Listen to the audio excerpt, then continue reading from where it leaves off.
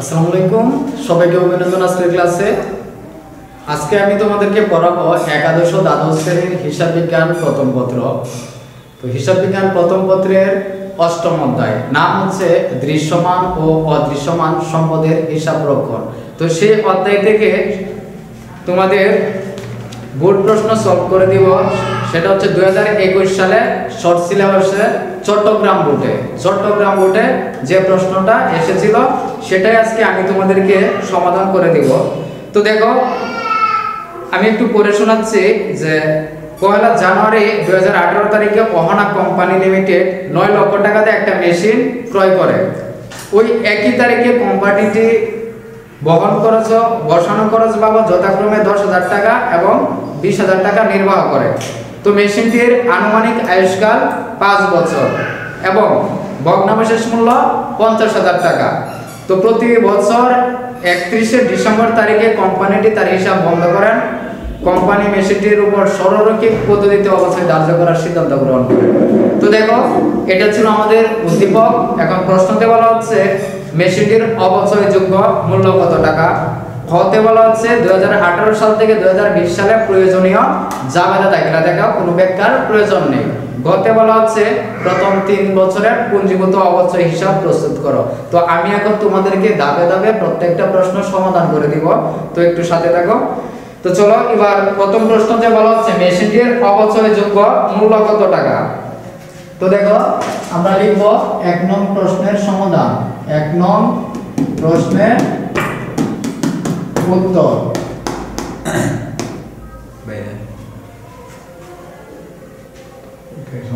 দেখো, প্রথম প্রশ্নের অর্থাৎ ক নম্বরের সমাধান করতেছি মেশিনটির অবচয়যোগ্য মূল্য। তো লিখে নিবা প্রথমে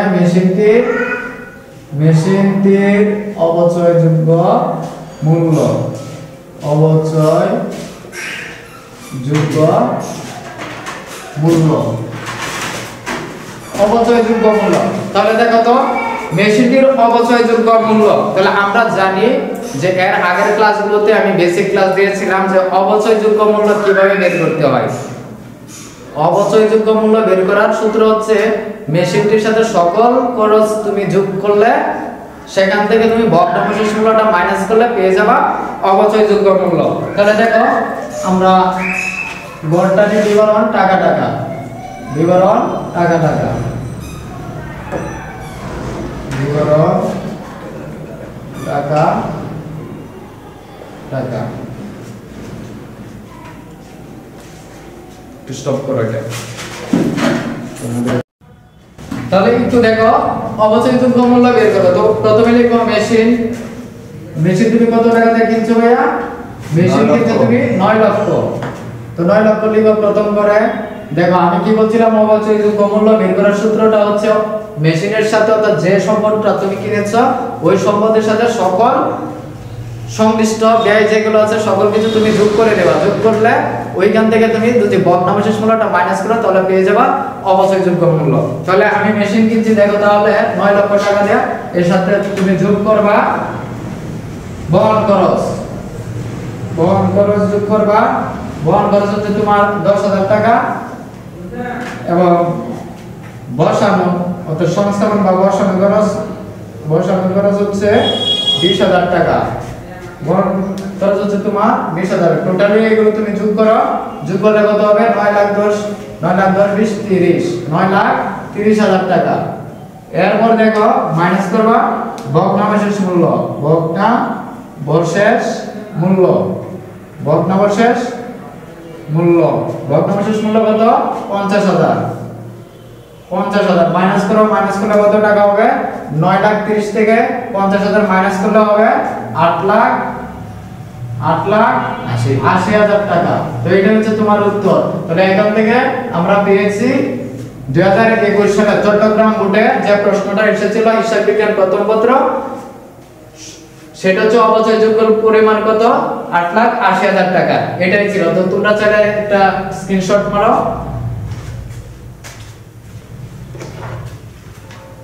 সবাই তুলে ফেলো, নোট করো। ঠিক আছে, এবার দেখো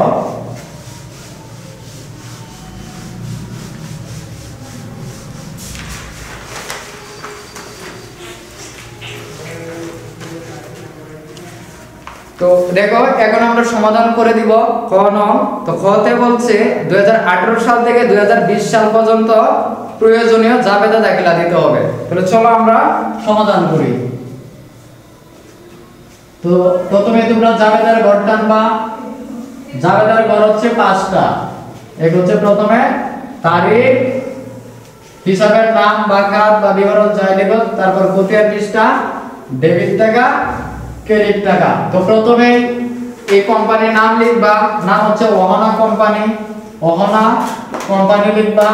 তারপর হচ্ছে তুমি দেখাবা জাবেদা, জাবেদা। তো লিখো তারিখ, বিবরণ বা হিসাবের নাম, খতিয়ান পৃষ্ঠা, ডেবিট টাকা, ক্রেডিট টাকা।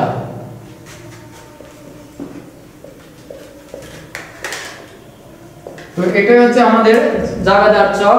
তো এবার দেখো আমরা 2018 সালে পয়লা জানুয়ারি তারিখে কিনেছিলাম। তো প্রথমে লিখবা 2018 সাল জানুয়ারির 1 তারিখে মেশিনটা কিনেছিলাম। তো জাবেদা হবে মেশিন হিসাব ডেবিট, নগদান হিসাব ক্রেডিট। একটু লক্ষ্য করো এখানে আমি কেন এখানে নগদান দিলাম, কেন ব্যাংক হিসাব দিলাম না, একটু দেখো। এটার কারণ হচ্ছে দেখো এখানে মেশিন যে তুমি কিনেছিলা এই মেশিনটা চেকের মাধ্যমে কিনো নয়, অর্থাৎ চেক এরকম কোনো কিছু উল্লেখ নাই। যখন চেকের কথা উল্লেখ নাই তখন তুমি সরাসরি নগদান হিসাব দিয়ে দিবা।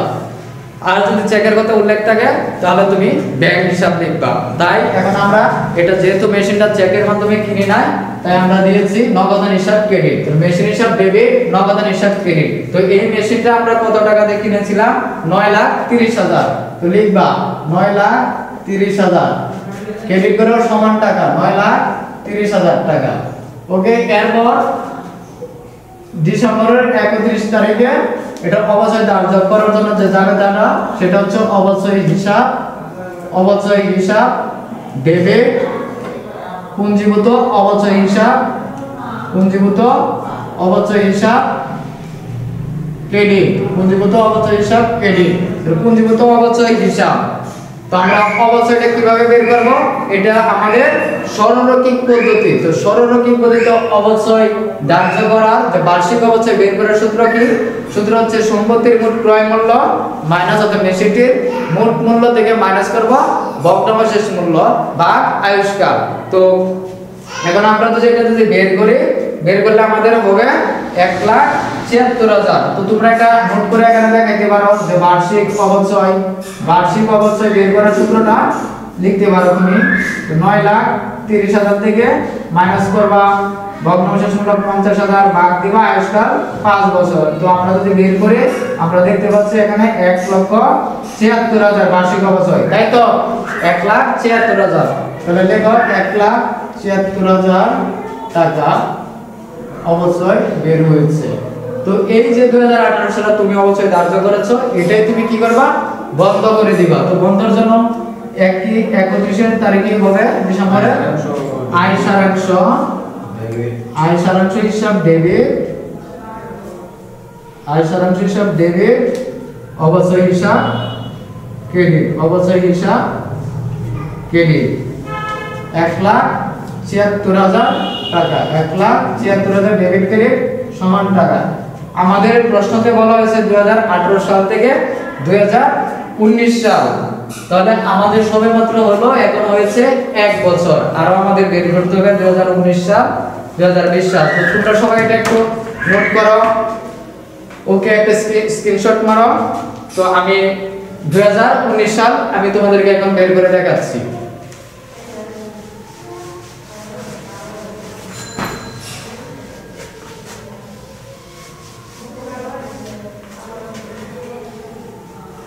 তো ঠিক ওই জায়গাটার নিচে তোমরা লিখবা 2019 সাল, 31 ডিসেম্বরে। দেখো এই 19 সালে এসে মেশিনটা তো আমরা আবার নতুন করে কিনবো না, যেহেতু নতুন করে কিনবো না তাই আমরা আর নতুন করে আবার মেশিন হিসাব লিখতে হবে না বা জাবেদা দিতে হবে না, শুধু খালি অবশ্যই ধার্যের জন্য যে জাবেদা হবে সেটা দেব। তাহলে 2019 সালে 31 ডিসেম্বর জাবেদা হবে অবশ্যই হিসাব ডেবিট, ডেবিট পুঞ্জীভূত অবশ্যই হিসাব ক্রেডিট, পুঞ্জীভূত অবশ্যই হিসাব ক্রেডিট। তো আমরা জানি সরলরৈখিক পদ্ধতিতে প্রত্যেকটা বছর অবশ্যই একই থাকবে, অর্থাৎ 1,76,000 টাকা যে বের হয়েছিল এই 1,76,000 টাকায় হবে। তাহলে আমরা লিখে ফেলি 1,76,000 টাকা, 1,76,000 টাকা। ঠিক এটাই 2019 সালে আবার বন্ধ করে দিব। বন্ধের জন্য জায়গা দেওয়া হবে আয় সারাংশ হিসাব ডেবিট, আয় সারাংশ হিসাব ডেবিট, অবচয় হিসাব ক্রেডিট 1,76,000 টাকায়। ওকে, এরপর আমাদের 2019 সাল শেষ, এখন আমরা 2020 সালে দেখাবো। 31শে ডিসেম্বর ঠিক সেম জায়গায় হবে অবচয় হিসাব ডেবিট, পুঞ্জীভূত অবচয় হিসাব ক্রেডিট 1,76,000 টাকা। কিসের জন্য? কারণ এটা হচ্ছে আমরা সরলরৈখিক পদ্ধতিতে করতেছি। আমরা জানি সরলরৈখিক পদ্ধতিতে প্রত্যেকটা বছর অবশ্যই একই হবে। তাহলে আবারও 31শে ডিসেম্বরে অবশ্যই আয় সারাংশ বন্ধ করে দিব। আয় সারাংশ হিসাব ডেবিট, অবচয় হিসাব ক্রেডিট। এতটুকু তুমি যদি করতে পারো তুমি এখান থেকে 4 থেকে 4 পেয়ে যাবে। এই ছিল 2021 সালের চট্টগ্রাম বোর্ডের প্রশ্নের সমাধান। তো তোমরা যদি এতটুকু করতে পারো তাহলে কত তোমরা 4 থেকে 4 পেয়ে যাবে। তো এই ছিল। এরপরে বলতে বলা হয়েছে প্রথম 3 বছরের পুঞ্জীভূত অবচয় হিসাব প্রস্তুত করো। তো এখন আমি তোমাদেরকে সমাধান করে দেব 3 বছরের পুঞ্জীভূত অবচয় হিসাব। তো এটা সমাধান করার আগে একটু কথা বলি। তো আমরা এই পুঞ্জীভূত অবচয় হিসাবটা দুইটা চোখে করতে হয়। কয়টা চোখে? দুইটা চোখে। একটা হচ্ছে তোমার টি চক আর একটা হচ্ছে চলমান জেড চক। যেহেতু তোমার এই প্রশ্নতে বলা হয়নি তুমি কোন চোখে তৈরি করবা, তাহলে তুমি যেটা খুব ভালো পারো বা যেটা ভালো বোঝো সেটাই তুমি প্রস্তুত করতে যাচ্ছি। যে সেখানে বলা হয়েছিল পুঞ্জীভূত অবচয় হিসাব প্রস্তুত করো। তো আমি আগেই বলেছি তোমরা যে কোনো দুইটা চোখ থেকে একটা চোখে বের করতে পারো। তবে আমি বলবো তোমরা চলমান জেড চোখে যদি বের করো এটা খুবই সহজ। তাহলে আমরা এখন তোমাদের চলমান জেড চোখে বের করে দেখাবো। তো প্রথমে আমরা তারিখ দিব, বিবরণ, জাবেদা পৃষ্ঠা, ডেবিট টাকা, ক্রেডিট টাকা, উদ্বৃত্ত, ডেবিট টাকা, ক্রেডিট টাকা, উপরে দিবা হিসাবের কোড নাম। ওকে, এবার দেখো এই যে অবচয় হিসাব বা পুঞ্জীভূত অবচয় হিসাব, এই অবচয় বা পুঞ্জীভূত অবচয় হিসাবগুলো জাবেদা করেছিলাম এর আগে।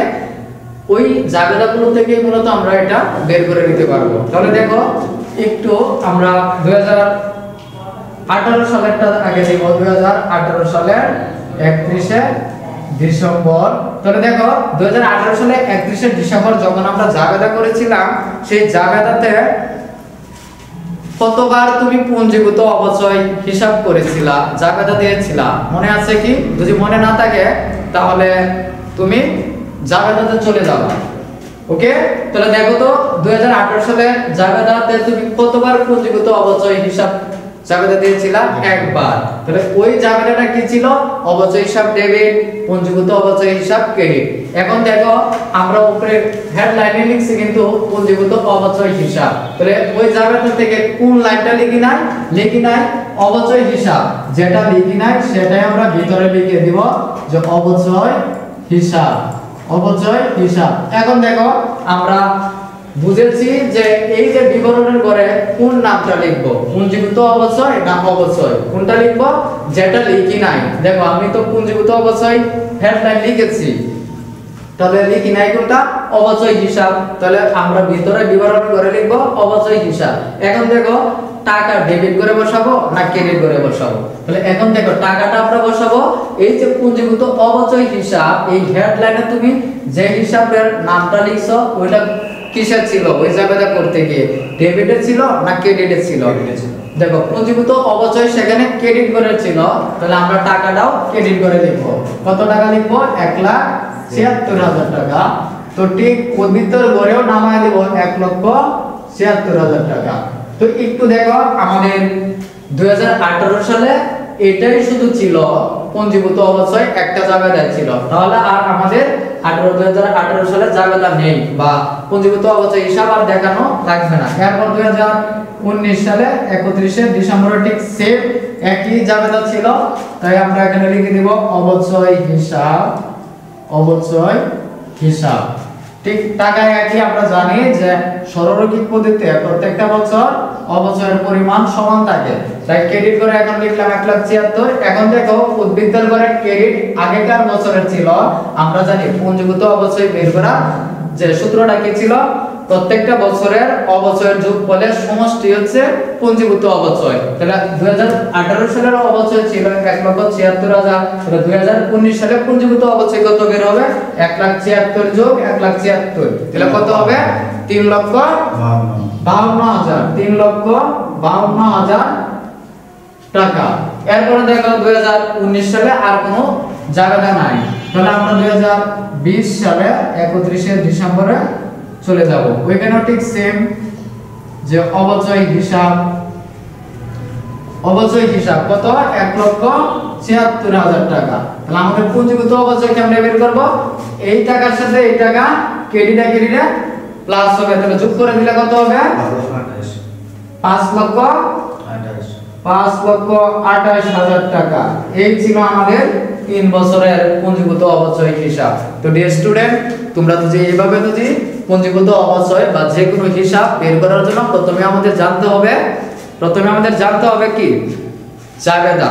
তুমি যদি এই অধ্যায় থেকে জাবেদা যদি ভালো করে পারো, তাহলে আমি বিশ্বাস করি তুমি এই অধ্যায় থেকে পুঁজিগত অবচয় বা সকল ক্যাটাগরিতে তুমি প্রশ্নগুলো সমাধান করতে পারবা। তো আজকে আমি তোমাদেরকে শুধুমাত্র 2021 সালে চট্টগ্রাম বোর্ডের প্রশ্নের সমাধান করে দিলাম 8ম অধ্যায় থেকে। তো আগামীতে আরো একটা প্রশ্ন সমাধান করে দিব 2021 সালে চট্টগ্রাম বোর্ডে।